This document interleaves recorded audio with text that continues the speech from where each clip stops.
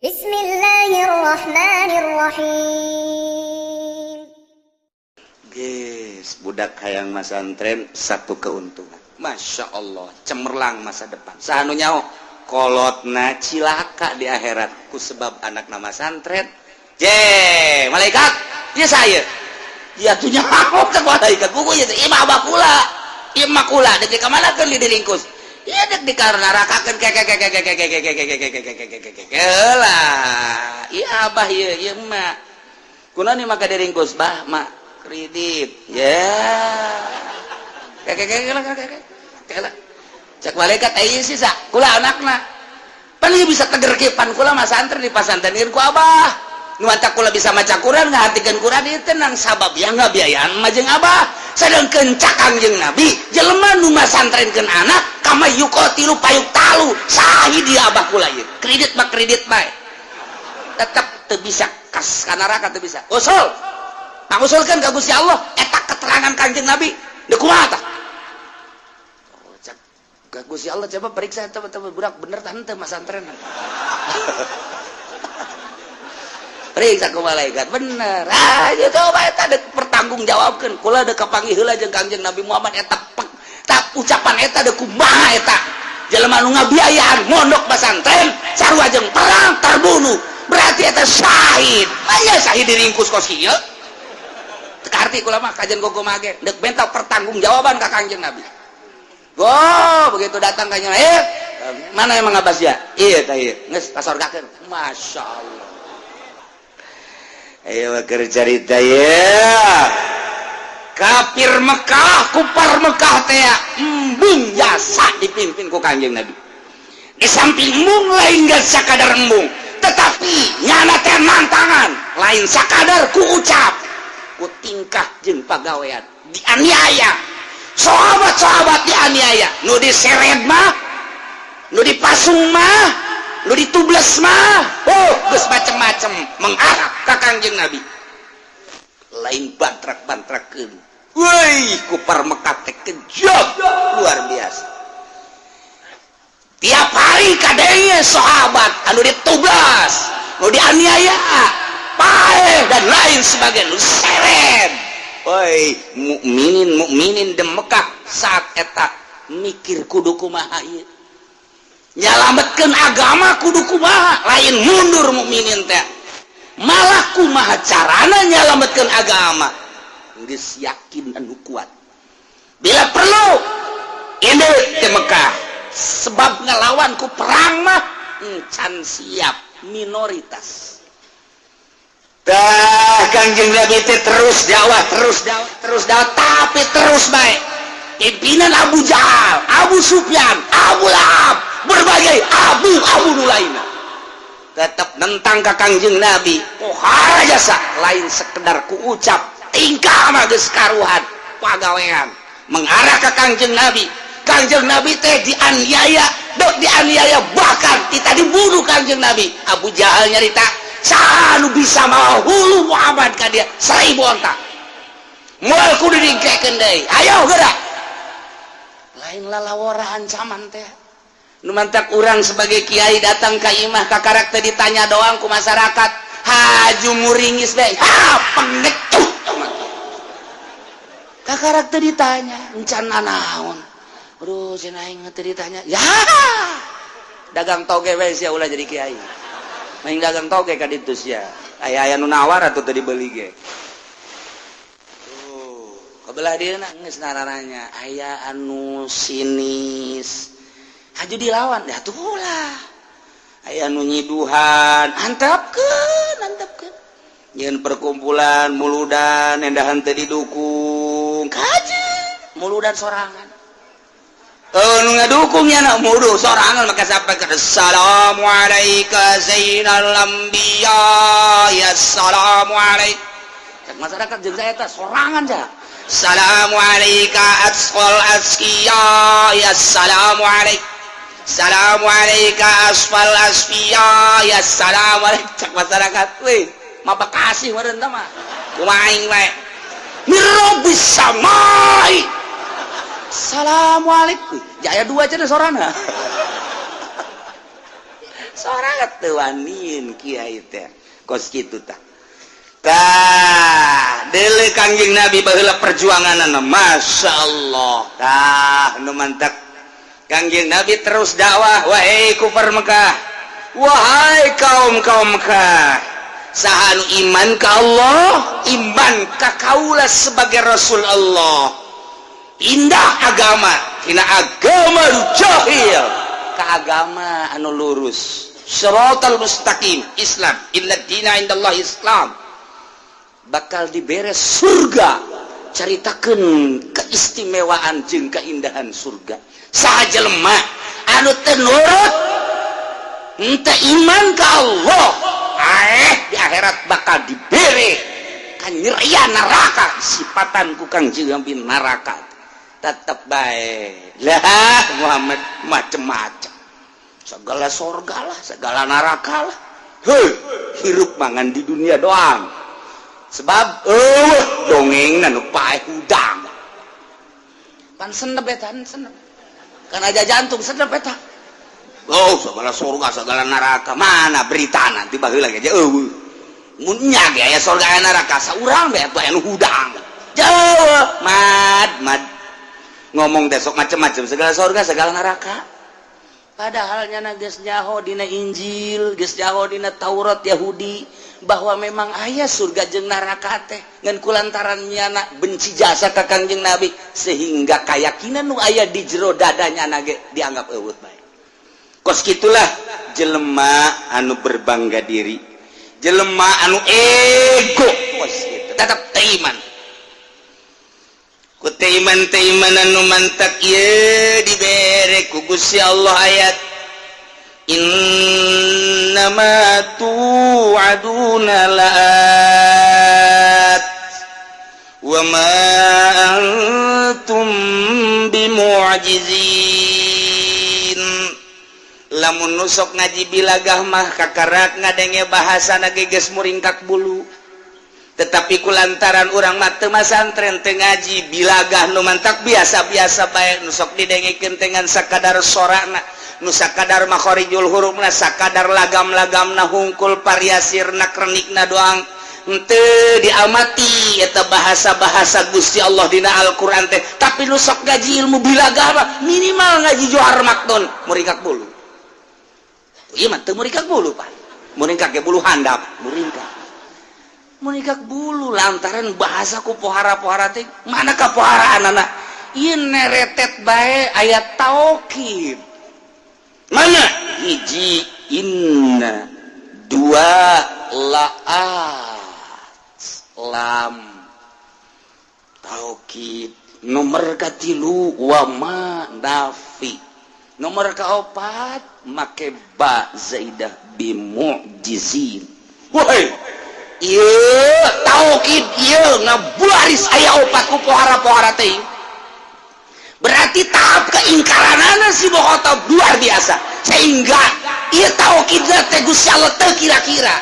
Tuh mulai tah nu sok ngaji mah wih jaheuh nya. Aya nu teu ngaji mah tuh biasa-biasa bae. Nu mantak kunaon sia teu marondok atuh baheula. Henteu dia teh. Sia ge ditanya kunaon sia teu paham, teu mondok. Kunaon sia teu mondok? Hah? Mengarah ke bapak, omongan ku bapak di pondok cak bapak nade sia di dieu bae ngomong pan aing ditahan pondok ka sia sok ngajung-ngajungkelkeun aing ka neraka sia pan aing ditahan ka sia mondok da cak kiai ge jelema anu masantrenkeun anak sarua jeung sabilillah, sarua jeung kaman yuqatilu payutalu, jelema anu masantrenkeun anak sarua jeung jelema perang di medan laga terbunuh. Kan kurang kumaha kiai nyampaikeun anak jauh nu nyaritakeun sakola SD mah kama yuqatilu payutalu, jauh nu sakola SMP SMA mah kama yuqatilu payutalu, jauh nu kuliah sugan aya kamain yuqatilu payutalu, jauh jaya ge anu man salaka ilman nu jelema nyupri ilmu jang sabilillah ilmu agama kama yuqatilu payutalu percis kos jelema anu perang terbunuh di medan naga berarti sabilillah. Tah eta nu masantrena jeung nu ngabiayaana sarua sabilillah. Sia cokolot maco sih ulah sembarangan ngeunana ngomong neraka yang urusan anak siapa baik abah kiri emang nitah kakula mah siap pan aing nitah ka sia pan cek abah cenah bari sakola bae ulah lo diomongkeun sakola mah cenah cak abah cenah abe hebat cenah agamana bisa ajung nagarana bisa pan haji pasantren kan salawiyah emang salah tuh ente ngan niatna kurang murni nu pasantren mah murni kanyahoan kamurnian eta kumaha eueuh unsur dunia mun hayang nyaho mah pasantren mah eueuh unsur dunia ai sakola mah ieu sakola naon SD hayang naon meunang ijazah kaditura deuk SMP kaditura deuk naon hayang ijazah kaditura SMA kuliah kaditura deuk naon deuk digawe di pabrik minimal kan jadi manajer lamun di pabrik kabelah dituna PNS urusanna pitayeun doang beres tapi coba masantren ceng siapa masantren naon sanu diarah ijazah kiaina gitu gablegon wah bere ijazah di mana tuh aisyah deuk harapan naon Allah we wali mah budak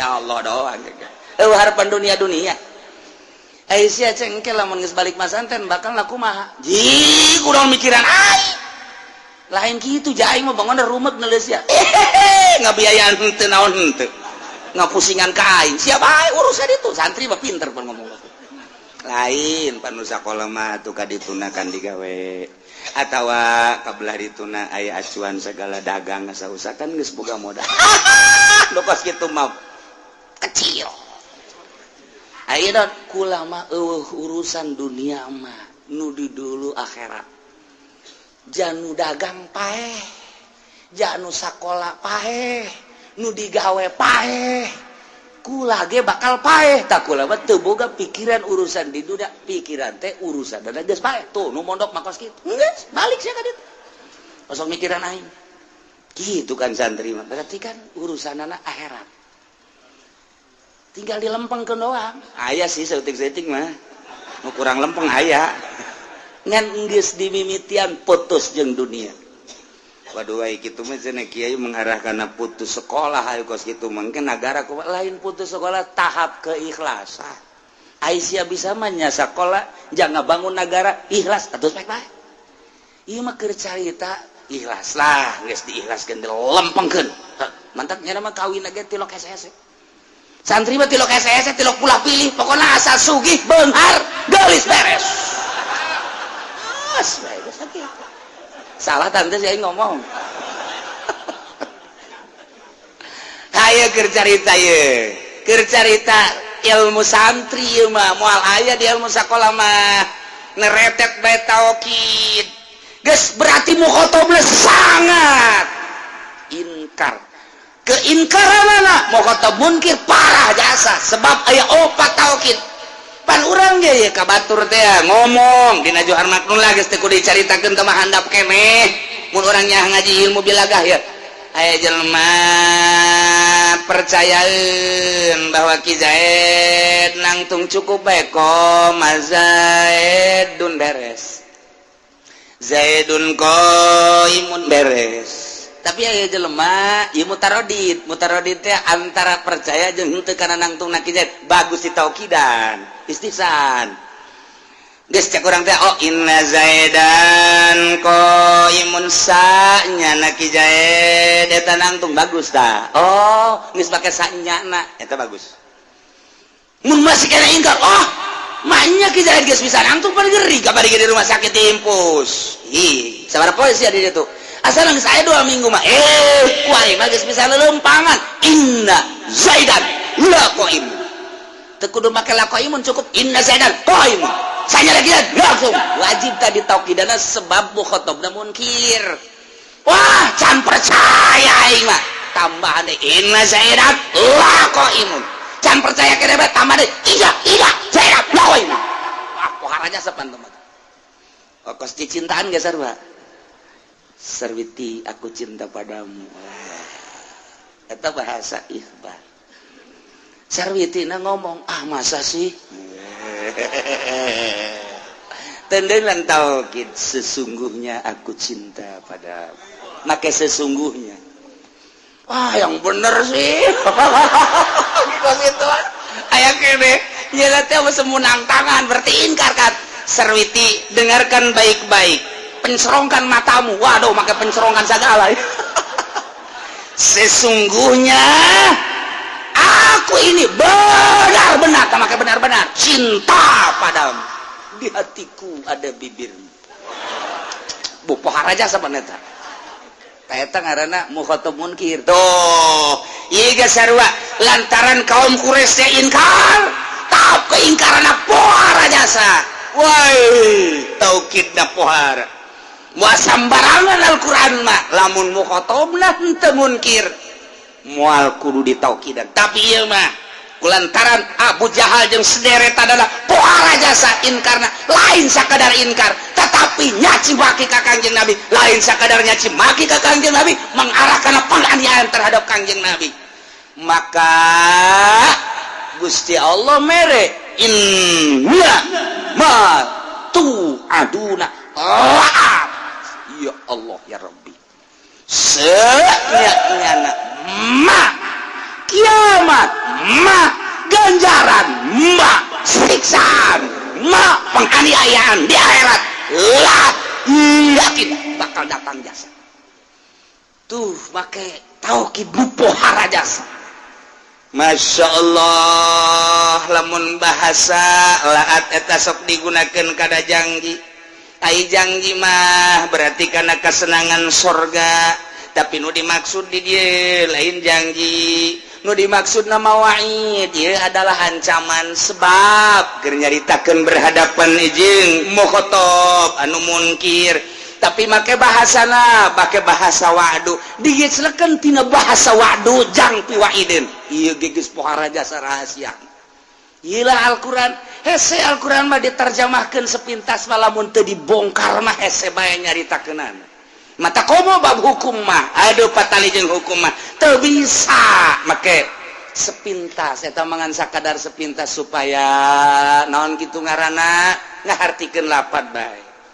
Tetapi nu sabenerna mah petelan-petelan kalimat per kalimat sangat sulit. Modal ieu geus ngahartikeun lagi sanyanyana masiksa kiamat lah bakal datang, yakin bakal datang.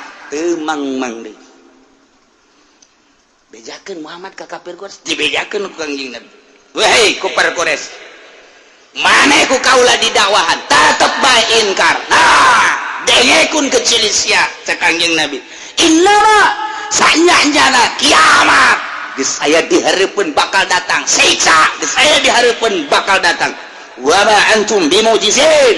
Teu aya anjeun kabeh bakal potong, bakal pot karena siksa eueuh anu teu kasiksa sia kabeh bakal kasiksa jasa. Bahasa lagi make taukid, lamun sia teu percaya bahwa Allah pangeran, bahwa kaulah sebagai utusan Allah, awas kiamat sakedeung deui bakal datang, siksa bakal limpah aranjeun kabeh setelah kiamat.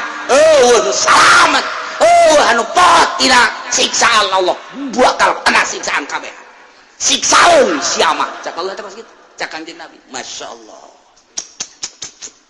Namantakul ya qaumi amalu ala makanatikum inni amil kul bejakeun ku anjeun Muhammad lahum kepada kufar Mekah.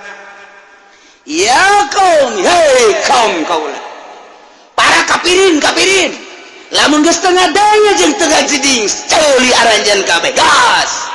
Ayeuna mah i'malu sok magawe maneh sakadaek maneh kamu ala makanatikum sakawasa anjeun sok silakan. Eta geus bahasa teh sungkunan kos kitu teh.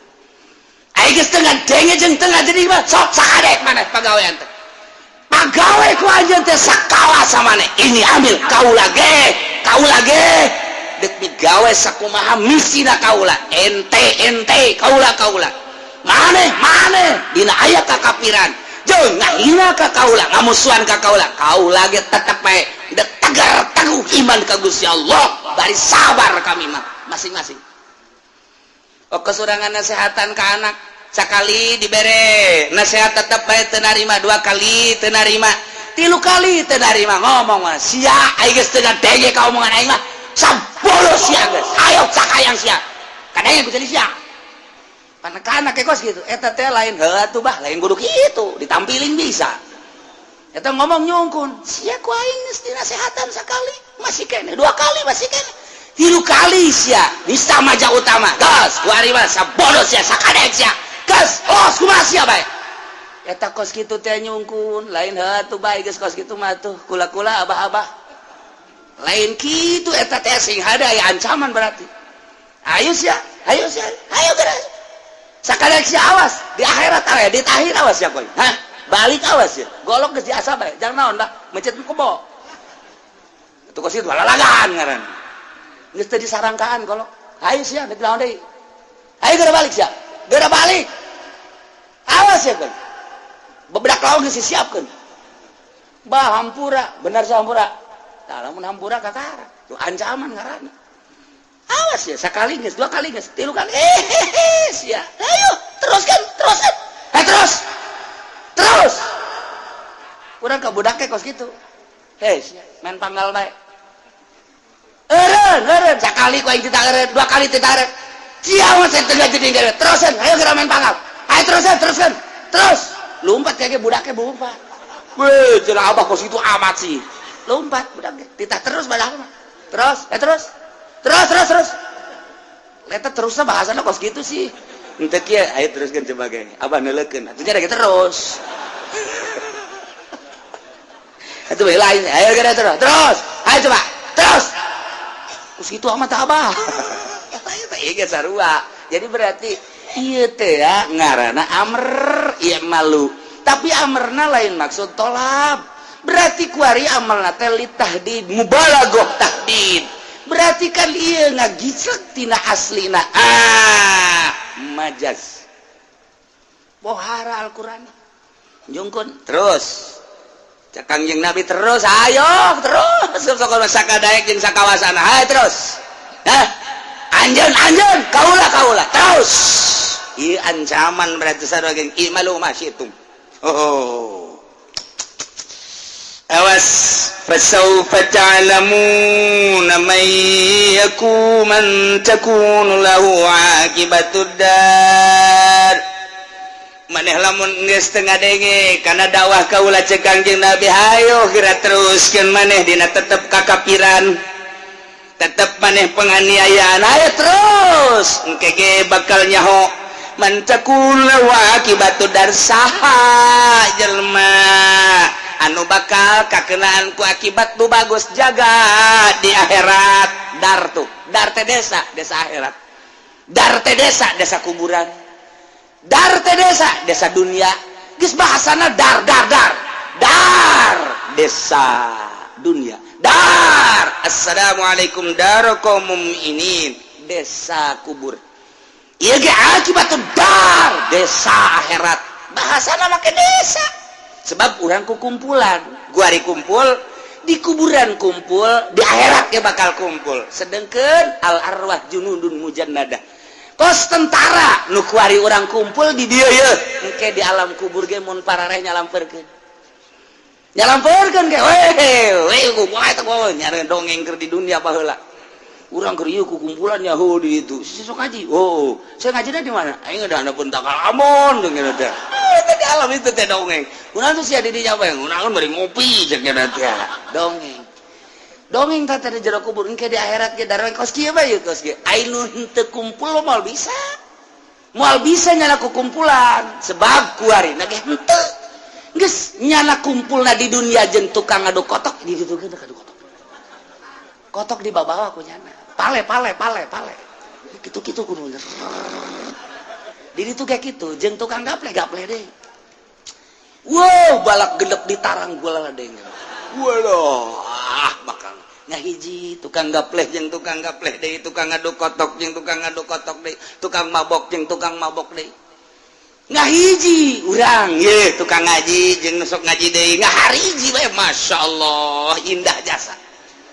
nginaheun ke ngahiji sia ka mana deuk ngahiji ka ditu jeung kiai emang sia sok ngaji oh sok kiai wawon nyaho teu pugus sia ke nyaho aing nyaho teu pugus sia ngaji sabar tahun 3 tahun wawon ke aing mah wawon jeung tukang uduk atuh sia ke ngahijina jeung tukang uduk ke di ditu nanti ngahiji ke di akhirat bage pipilipidan ke di akhirat ai sora mah jak kadenge cenah kiai ai jeung kiai na wawon teu atuh ke di akhirat tak atuh maknya manggihan wawon oh jeung tukang sate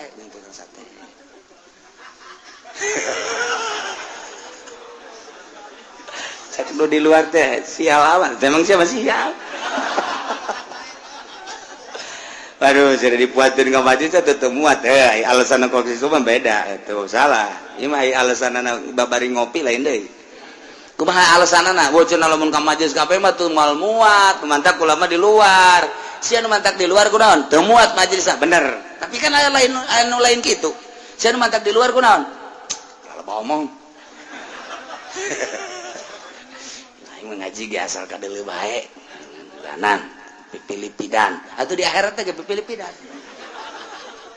atau percis engke di akhirat kos di dunia bae kos ieu kahirupan mata disebut ge dar rahasiana aya dar teh kos kitu pasaupa ta'lamun cek Kangjeng Nabi ente maneh geus tetep kakupuranana kaula tetep Islam iman sabar engke ge bakal nyaho saha kerja di sipam anu ke dibere akibat terpuji di akhirat anu iman jeung nu kupur bakal kayahoan nu bener nahnu itu kaula apa maneh ke bakal kayahoan kos kumaha si kayahoanana innahu la yuflihu zalimun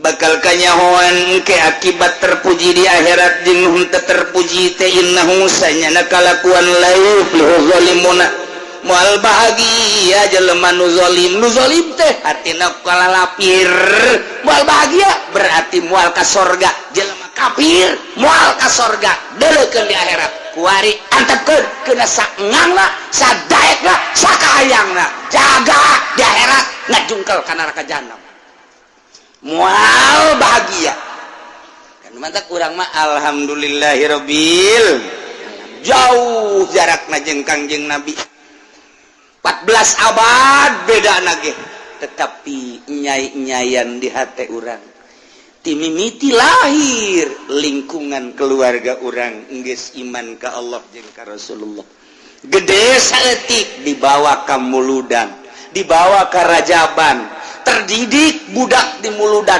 oh pangeran urang teh Allah oh Rasul urang teh Muhammad can ngaji can naon budak ngadenge di muludan bae geus pohara jasa kan nu matak teruskeun sanajan Muhammadiyah ngabidah-bidah hehe Muhammadiyah ngabidah-bidah geus bade mamaneh bae atuh cekelan sia nu teu bidah sia aing mah endek bae naon sebabna aing ngadidik ka anak henteu nyaho-nyaho atuh nya di muludan minimal menang berkat atuh nya gitu bae sih oleh hese-hese cak Muhammadiyah berkatna mah oh masalah sih dikirim ka dia Muhammadiyah ondo ieu mah tuh nya budak leutik kiringkeun ka muludan ngan ulah kena gandeng kena nyahoeun kan kieu budak leutik teh ngan nu pidatona nu bener ulah haju nyaritakeun Kangjeng Nabi nyaritakeun nyanyi nyaritakeun Kangjeng Nabi nyaritakeun rock and roll nyaritakeun nyanyi cak budak teh kos kararinya puyang aing mah neuleuh kiai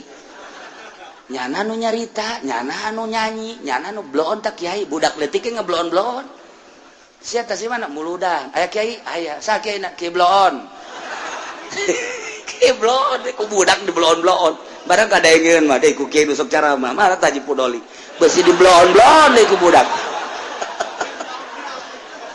aduh masya Allah ulah sampai ke di blon-blon ya karim mual bahagia jelema anu kafir urang mah alhamdulillahirabbil gede setik terus nyana milu ngaji tuturutan sanajan tadi diantarkeun ku kolotna embungeun kolotna nganterkeun lantaran besi mere uang bensin uang minyak embung aing teu ngaji mah dicarekan ku ngaji sia padahal diantarkeun henteu geus kajeun geus urang mah ikhlas bae geus sabodo teh terus gede setik nyaho kebelah dituna hayang sorangan mah kula mah deuk mondok bae nya ulah saya mondok mah kunaon kahir-kahireup lah heses ya nu geus santri ku sekarang itu kunaon gitu mah lah sarusah emang emas sugih ulah mah mogos kitu pan abah geus sakola abah sia sakola sugih teu ih ulah ngakurkeun ka abah atuh ka santri ge ulah ngakurkeun ka nu susah atuh abah keur sakola naon abah mah keur kuliah ku ade sugih teu ulah ngomong kos kitu kuliah mah kuliah bae tapi susah abah sia mah jadi kuari dagang naon tah abah dagang teu becus abah sia mah kuliah digawe ge atuh kos kitu malah mah hampir ditangkep abah sia mah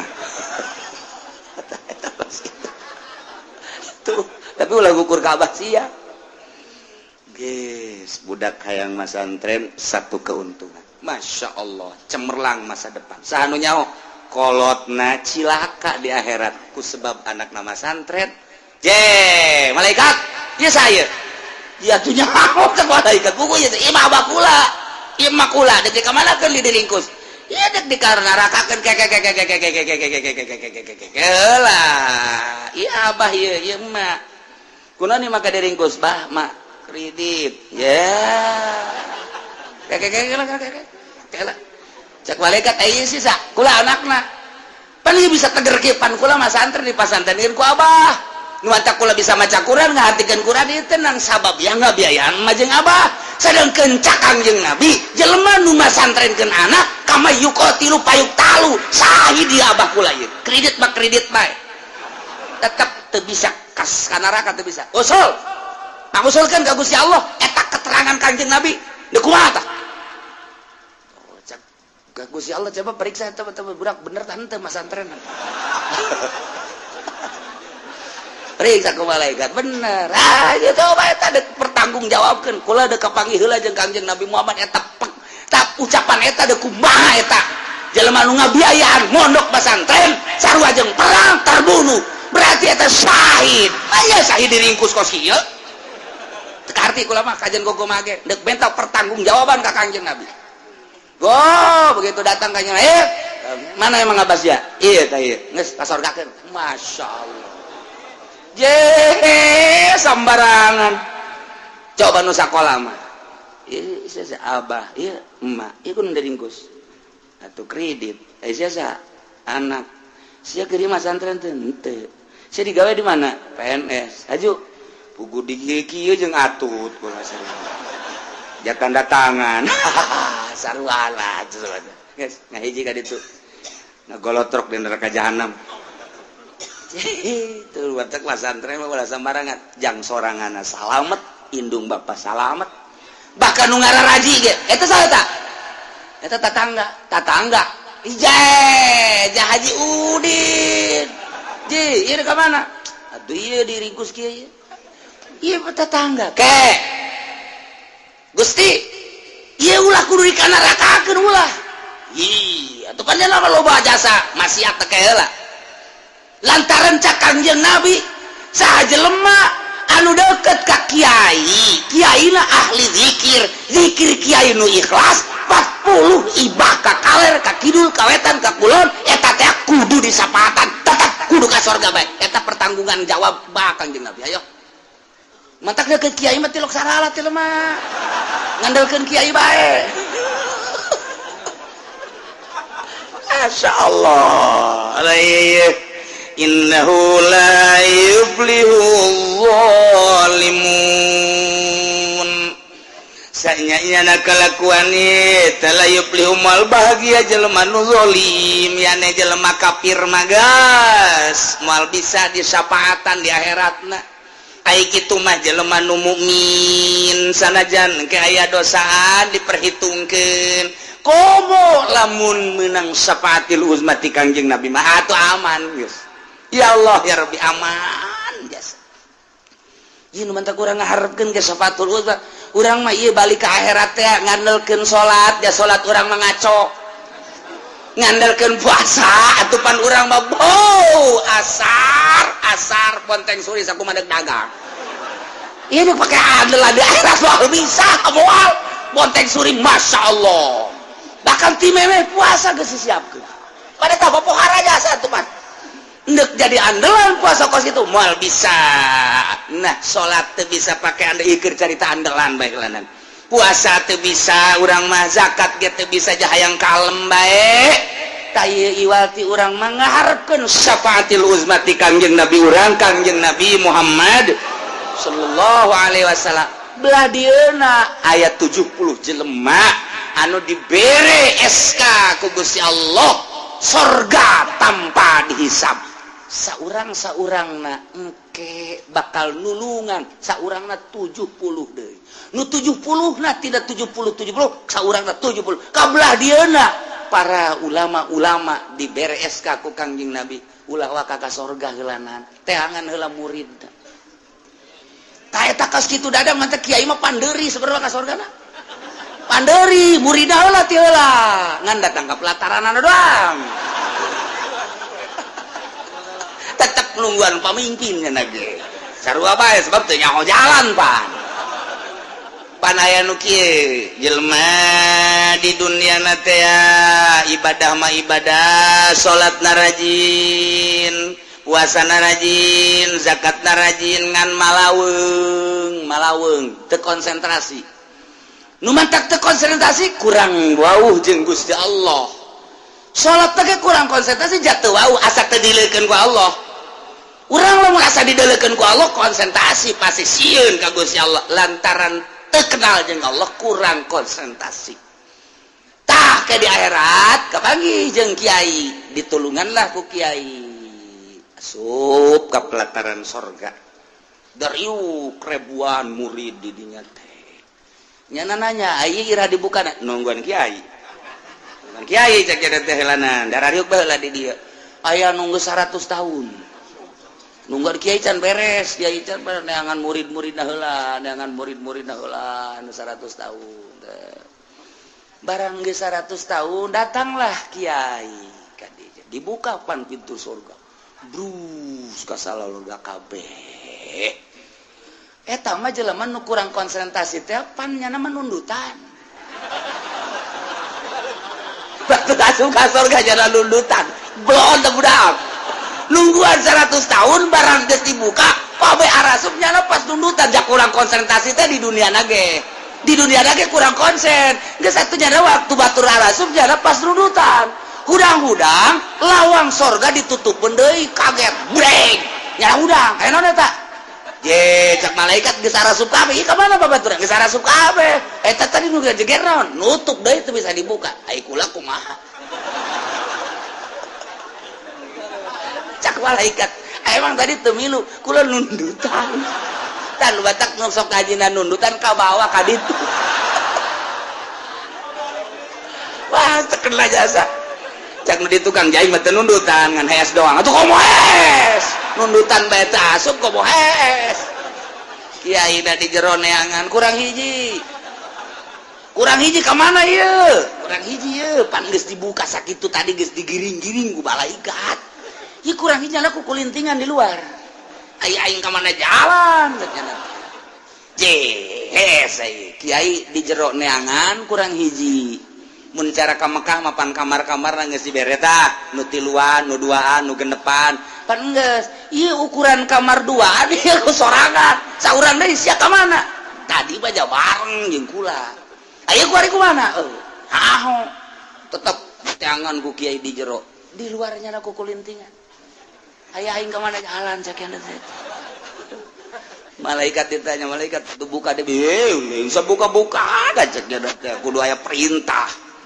mantap kula jadi penjaga teh ya besi aya anu keluar asup sambarangan tetep mun teu diperintah teu bisa atuh kula geus boga ieu SK asup surga da mah tinggal asup ka lawang teu bisa ieu nu mantak di dieu meureunana teu asup ge eta geus lain deui masalahna emang tadi kula nundutan waduh kiai geus seleh neangan di surga ieu surga itu bebeja kakara ka malaikat ridwan malaikat ya. Kurang hiji peserta cak malaikat ridwan dah je atuh emang aya ieu di luar keur ku kelintingan bae nyana ngan geus beda ka kula ge menta asup ngan kulantaran nyana kula cenah perintah atuh teu bisa je coba buka begitu buka aya keur nundutan deui bae ya Allah mataku guru lagi gitu heuy hudang sia hudang kakarek kira beunta aduh alhamdulillah jadi jelema nundutan mah ka surga ge ka bawah Masya Allah guys mulai ti minggu hareup ulah nundutan bila perlu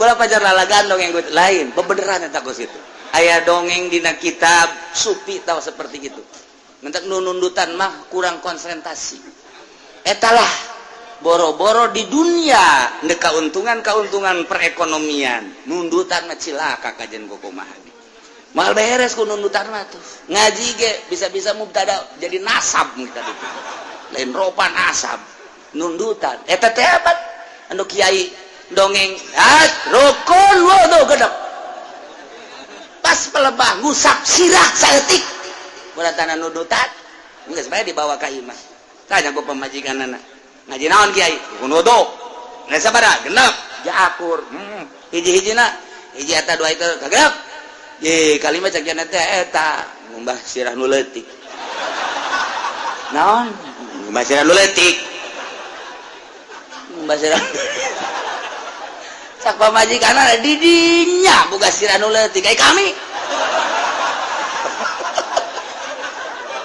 ya tuh aing mah ti ditu lokos kitu juga kan tah teu mungkin teu mungkin atuh geus kos kitu manya rukun wudu jangan lalaki doang pan meureun awewe ge aya rukun wuduan lamun ngumbah sirah nu leutik di dinya nu boga kami oke ngajak kena teh emang ngajina di mana anda pentang lamun jakena aing coba ngaji deh ka ditu eta gara-gara kos kitu pan rukun wudu jadi salah iyalah nundutan mah kos kitu nah innahu la yuflihu mudah-mudahan urang kabehan dibere kuat iman urang dibere tegar Islam urang dibere sampurna sehingga urang ngalaksanakeun ibadah dengan mantap ka Gusti Allah akhir hayat urang husnul khotimah di akhirat urang aya dina ridho Allah menang syafaatul uzmati kangjeng Nabi urang babarengan urang kabehan bapak urang bapak kolot urang uyut urang anak urang incu urang keluarga urang pemajikan urang kuabe tetangga urang arasup ka sorga melalui syafaat kangjeng Nabi Muhammad sallallahu alaihi wasallam wallahu a'lam